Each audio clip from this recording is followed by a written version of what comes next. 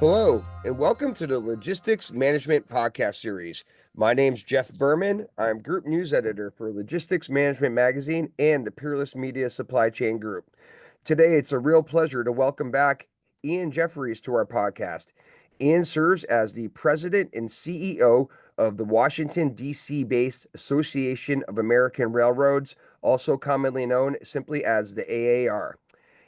Ian started in his role leading the AAR in January 2019, and prior to that, he served as the senior vice president of AAR's government affairs, overseeing the development, promotion, and implementation of legislative priorities for the AAR. And prior to joining AAR, he served as a senior policy advisor to the chairman of the U.S. Senate Committee on Commerce, Science, and Transportation from 2009 to 2013. Ian, welcome back. Thanks for having me. Great to be back on. Yeah, absolutely. As we were saying in our pre-call, I think this is at least the fifth or sixth time we had you. So I think you currently have the crown for most appearances. Probably closely behind you are John Gold at the NRF and our good mutual friend Tony Hatch. So, uh, Well, you, I'm honored to be in such esteemed company. exactly, exactly. So let's hit the ground running here, Ian. A lot of things going on in the industry. Um, To begin, how would you sort of describe the overall state of the freight rail industry as we enter 2025?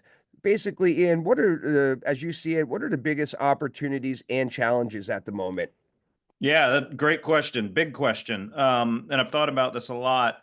And I think if I was to boil all of that down into one word, I think I would probably use the word momentum.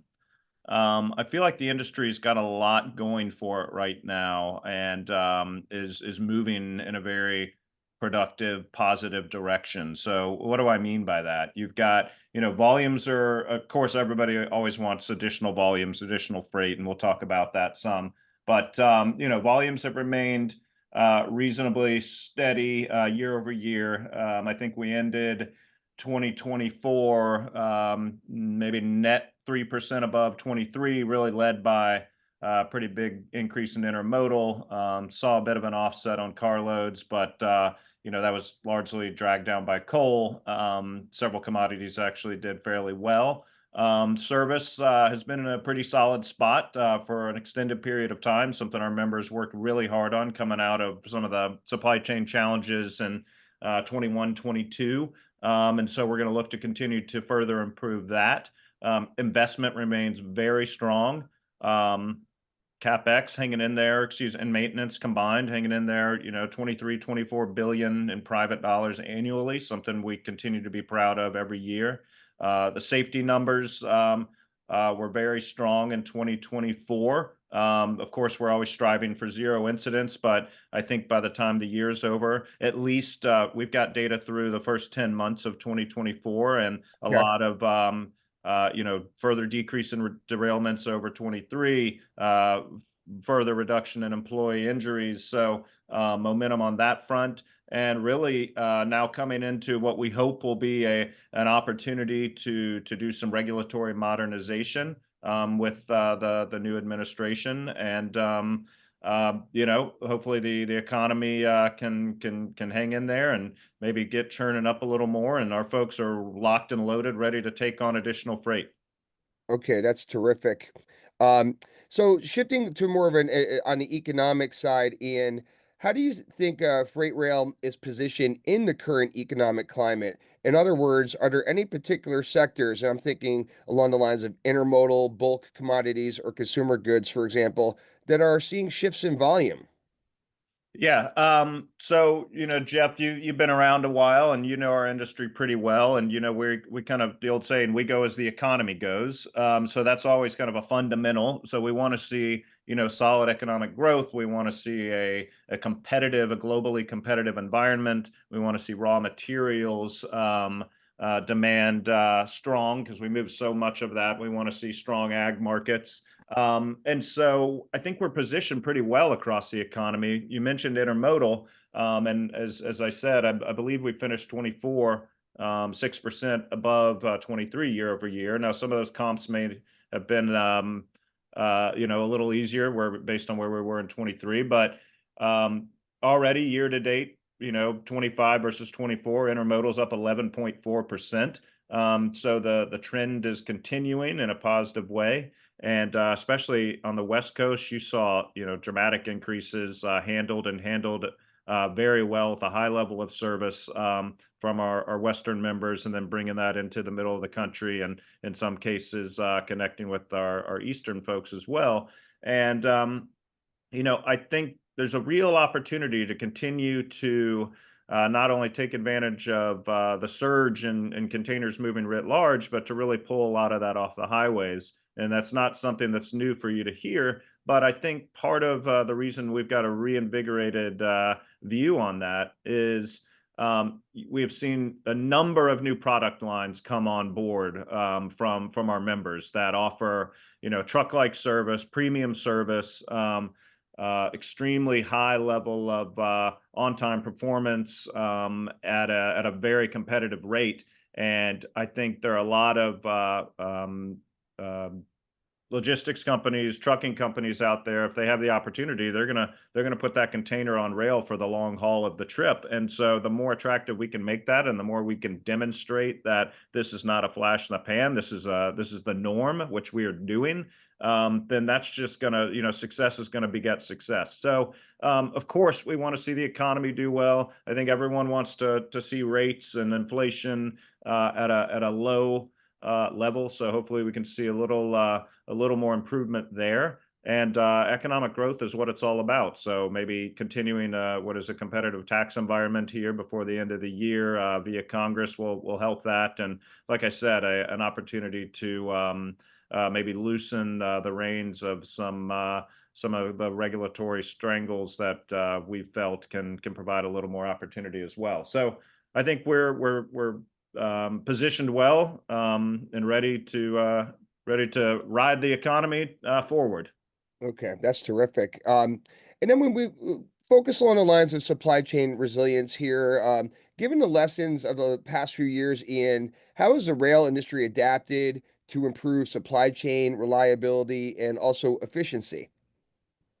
Great question, and you hit the nail on the head. There are definitely some lessons learned over a few years ago, really, and that's a couple different things. One, it's improving communication across the entire supply chain. So we're a key cog in that, but we're partners, as you know, with other pieces of the supply chain. So improving and increasing information flow, visibility allows for a smoother transition of product throughout the chain. Several of our CEOs have talked about the need to maintain an appropriate buffer of both equipment and employees, so you're prepared for surges, and when you see those coming, you've got the right folks in place. At the same time, operating at a highly productive, efficient level. And so you've seen steps taken there to really make sure that we're buttressed if there is a surge that may not be in the forecast, so to speak. And again, I think the results are clear. Service has been at a significantly higher level for a sustained period of time. We always want to get better. But as I mentioned, we saw record volumes coming onto the rails out of the West Coast ports at periods over the past year, and it was handled at a really high level of efficiency, high level of service, and giving the customers what they should expect. Yeah, no, but that makes a lot of sense. And let's shift gears over to the policy and regulatory landscape, Ian. With the new Congress and administration settling in here, what policy or regulatory issues do you think are top of mind for the rail sector? And I guess as a follow-up, are you seeing momentum towards regulatory balance, or are there concerns about potential new restrictions? Um, So I would kind of break that down into a couple different pieces. So we'll Sure. start on the kind of the administration agency side, and as and I think a lot of your listeners know, we have two primary regulators. We've got our operational slash safety regulator, the Federal Rail Administration, and then we've got our economic regulator, the Surface Transportation Board. And at the FRA in particular, we think we see a lot of opportunities to to really, like I said, I like to use the term modernize regulations. We've got, as literally 200 years of regulations on the books. Mm-hmm. And we have regulations that have been in place for 50 years, and there's a very manual paradigm in the regulations for inspections, et cetera. And we believe there's a real opportunity to allow for innovation and technological development and deployment that will advance safety in a very data-driven way. And we think there's an opportunity with this administration to pull forward and allow newer technologies, different track inspection tools, wayside detection, onboard detection tools that have demonstrated they will result in a higher level of safety to be the new way of doing things to meet a regulatory requirement. And I think there'll be an openness there. And, we always say follow the data. And so we're excited about that opportunity. I would say on the STB side that there are real opportunities to, one, and this is more of a kind of a agency operations side, to really improve the efficiency of how the agency operates. Anyone who's dealt with the STB historically knows that it is just an excruciatingly long process to get a decision out of that board, regardless of what side of the argument you might be on. And I think there's a real opportunity to increase efficiency at the board, to increase some discipline, to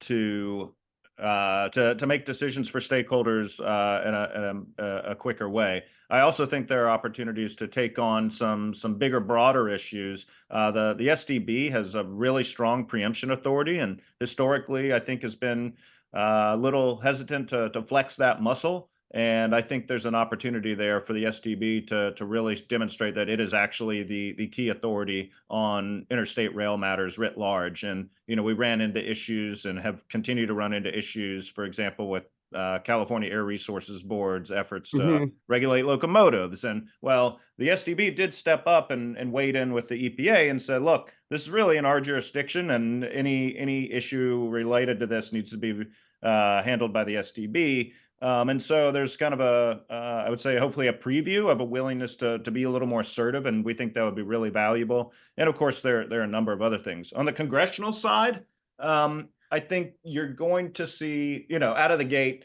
Congress has got a lot on its plate. There's an effort to do significant work on border security. We've got to fund the government. In March, there's a debt ceiling increase that's going to have to be negotiated. There's, obviously we're all aware of some of the horrible tragedies and disasters, natural disasters that have occurred around the country Yes. in recent months, and Congress is going to have to figure out a way to provide some funding to those affected areas. And then, of course, hanging out at the end of the year is a need to do something on taxes, the 2017 tax bill, because absent action, that would result in the largest increase in American history. And I can tell you with certainty that Republicans certainly aren't going to allow that to happen on their watch. So I think there's, my point being, there's some really heavy lifts that need to be done. But at the same time, as we sit here in the transportation industry, we'll be active on cross-border stuff. We'll be very active on the tax discussion.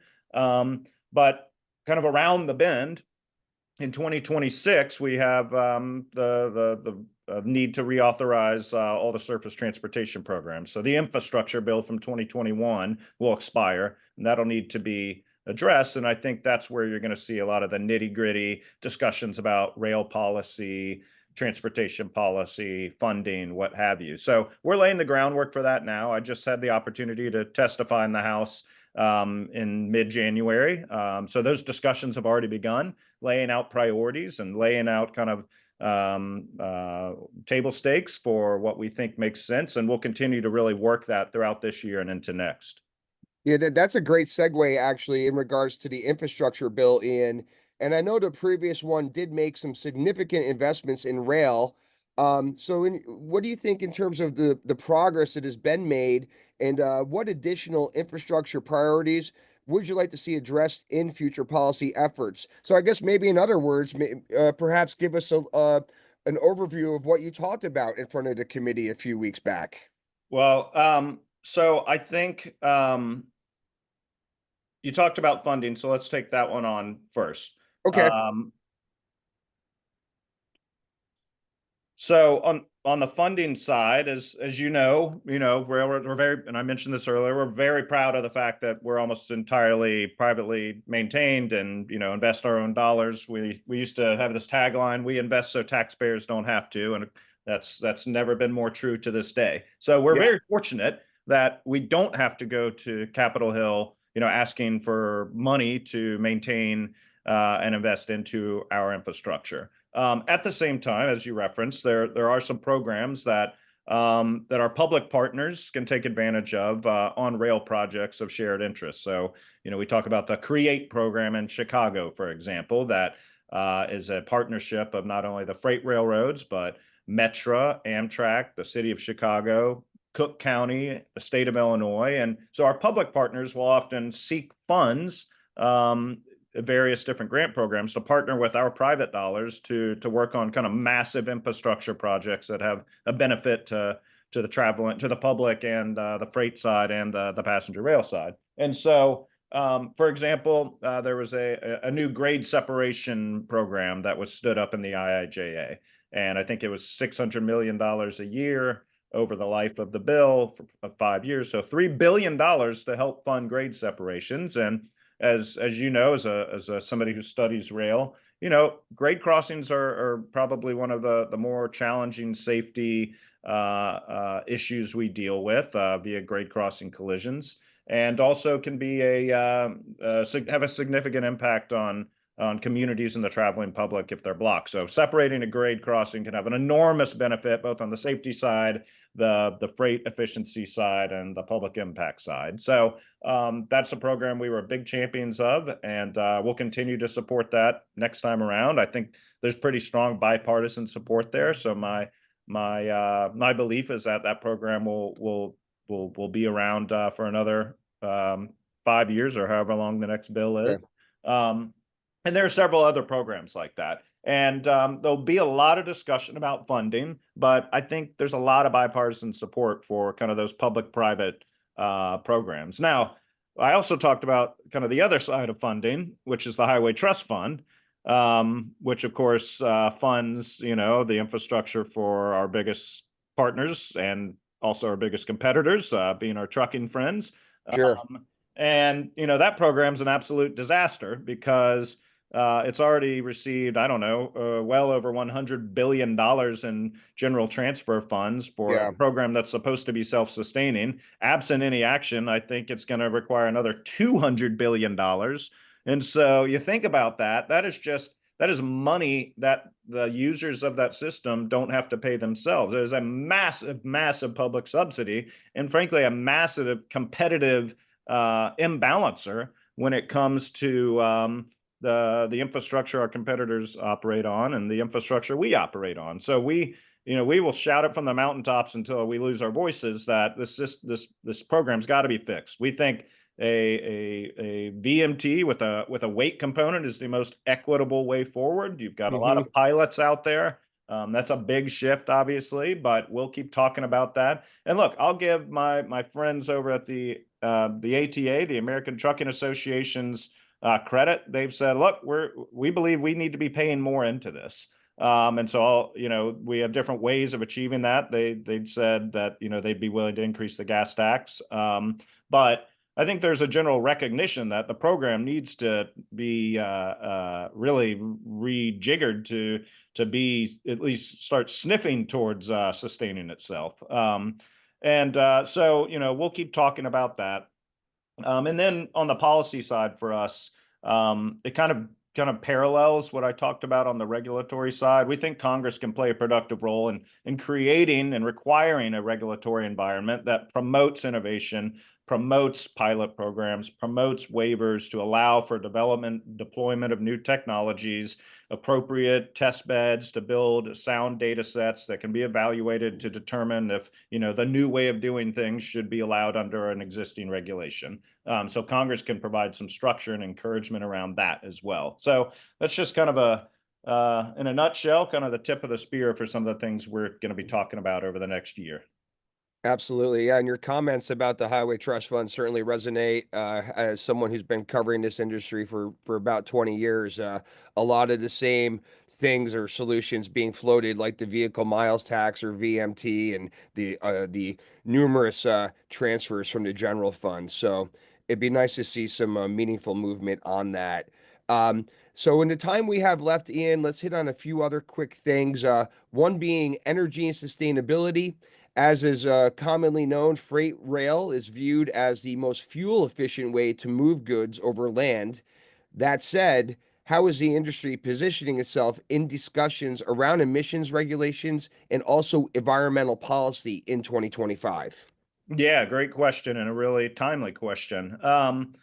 So I would just say this: no matter what side of the argument you are on with regard to emissions regulation, et cetera, I can tell you that you should agree that it makes sense for railroads to reduce their reliance on diesel fuel. And why is that? It's because diesel is our second largest expense as an industry. So Sure. reducing our reliance on diesel, there's a sound business case there. And I like to say, we have a quarter of the emissions that the trucks do on the highway. So if you want to reduce emissions today, let's get more containers on rail. And obviously that has a number of other extraneous positive effects, reducing congestion, reducing wear and tear on infrastructure, et cetera. And so we're proud of our environmental performance today. As I said, there's a business case and an environmental case to further improve our environmental performance or reduce the amount of emissions or particulates we put into the atmosphere. Okay. And so what we don't like, though, is, for example, what we saw in California, where a state effectively tried to nationally mandate a requirement that, we move to zero emissions locomotives on a timeline that was wholly unrealistic and Hmm. required a product that does not exist in the market and won't for several years. So, that missed the marker in a major way. But railroads are exploring and working on a variety of technologies, whether it's battery electric, increased use of renewables, hydrogen power. There's a lot of opportunities out there, and I think our pitch is, look, we're part of the solution. Two, we're going to continue to drive improvement in this area. Three, don't lock us in one path. Let us continue to work in the lab to figure out what the best ways are long term to make additional progress. Okay, great.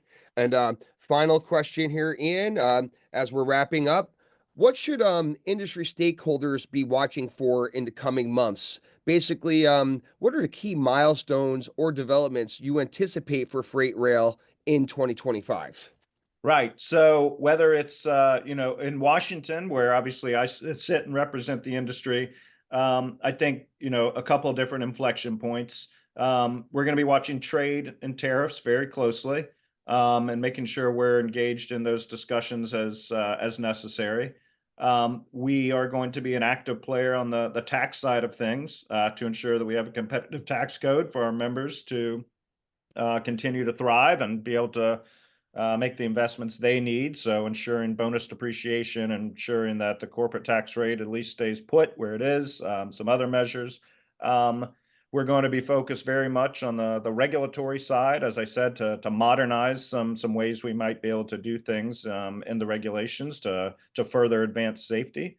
And then kind of out in the industry, I think, we're looking at larger macroeconomic indicators. We'll see where the Fed goes. We'll Uh-huh. see where inflation goes. But in the meantime, we're going to stick to our knitting and continue to provide good service, continue to drive safety improvements, offer products that our members, excuse me, our customers are enticed to use, and look to grow volumes across the board and take advantage and win the jump ball traffic out there.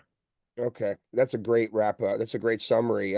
So listen, Ian, on behalf of Logistics Management Magazine and the Peerless Media Supply Chain Group, I'd like just to say thanks once again for spending some time with us and helping the audience get up to date on all things freight rail.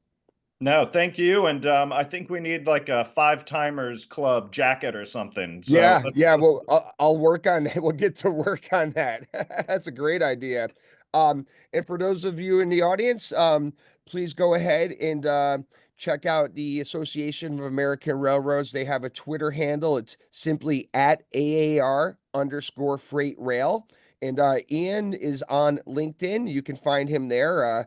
LinkedIn.com/IN/Ian dash Jefferies backslash. That's Jefferies. And please also give us a follow on Twitter. That is simply at Logistics MGMT. And also, please sign up for our podcast wherever you get your podcasts. If you are not already doing so, just simply go ahead and look for Supply Chain 24/7. Thanks, everybody, and have a great day. We'll see you next time.